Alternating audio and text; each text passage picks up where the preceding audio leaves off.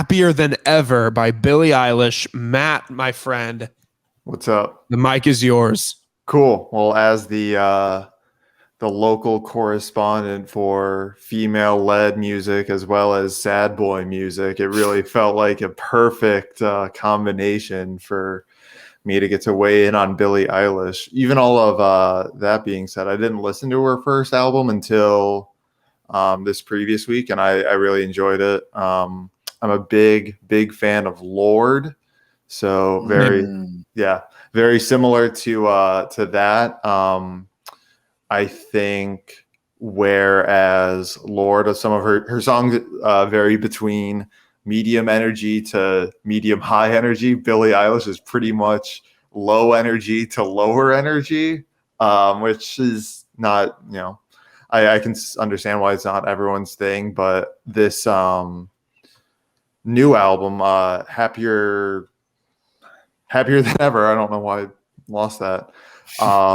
A lot of people are calling it like super honest and personal, and that was kind of my first takeaway from it. Like just in the very first track, she's basically talking about like being famous, and she has the first lines or something. It's like that she's getting older. Yeah, she's aging well. She's 19 years old, so like she's 19. Yeah, she's only 19. Are you sure?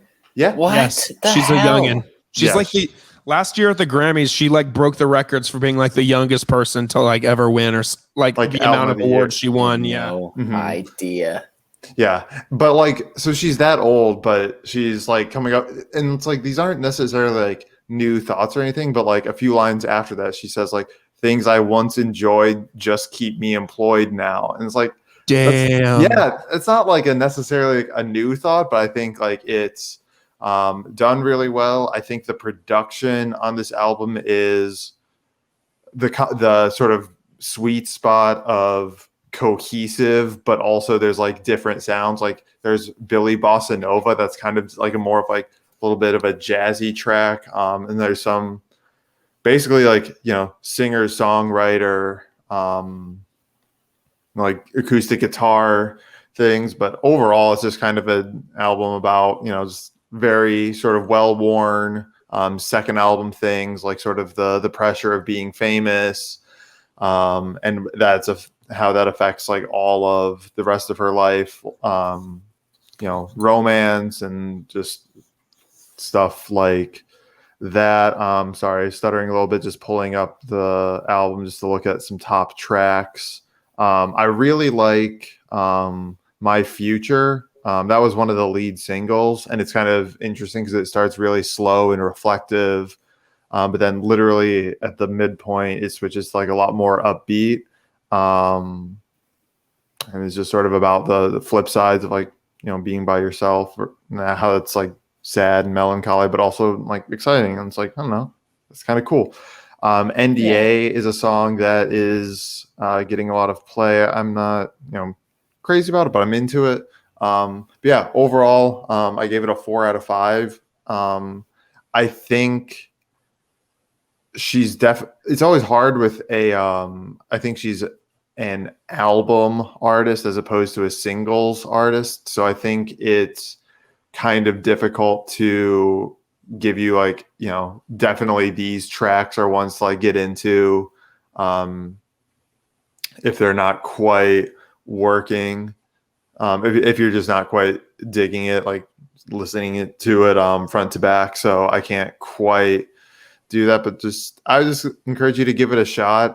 The first time I listened to it, it was at work, and I was, not to flex, I work in a cubicle, so it's just kind of a busy environment, so I didn't quite get to do it. And you have to have it pretty loud to hear everything, so it's pretty understated. But actually, her brother and artist in his own right, Phineas, does all the production. Or at least the majority of it. I know he did on the first album. Yeah. And I think that you can really sort of tell the close relationship that they have, just in how a lot of the content of the song sort of matches the production. And I think that that's always the sign of something really special. So yeah, 4 out of 5, contender for top of the year. Logan, I know you gave it a shot. Is it just sort of the sound of her voice and sort of the understatedness of it, what sort of kept you out of it? I don't want people to necessarily think that I don't like, because I've been accused of this before, like not liking female artists, when that's not 100% true. Like it's just not my. When I listen to music, I do it for different reasons than a lot of other people do. When I think of music, I think of like a good time. Yeah. Like I don't think of like it's just not the album for me where she's like talking about this honest stuff that's happening to her in her life. Like that's just not relevant to me. Like when I listen to something, I want to like enjoy it and have fun with it and really like vibe with it. And yeah. And I might be hypocritical because you might be able to go back in the past of the Binge Boys and look up an album that was really sad and I loved it. But yeah, I don't know. It's just not my type of music. And I just decided instead of listening to the whole thing and then slandering Billie Eilish like I have in the past, I'm just not going to do it just because I know she's a very, very, very talented person. I mean, shit, she's 19. She's years younger than us. And she's achieved more than we might ever. So she's 2 albums deep. Yeah.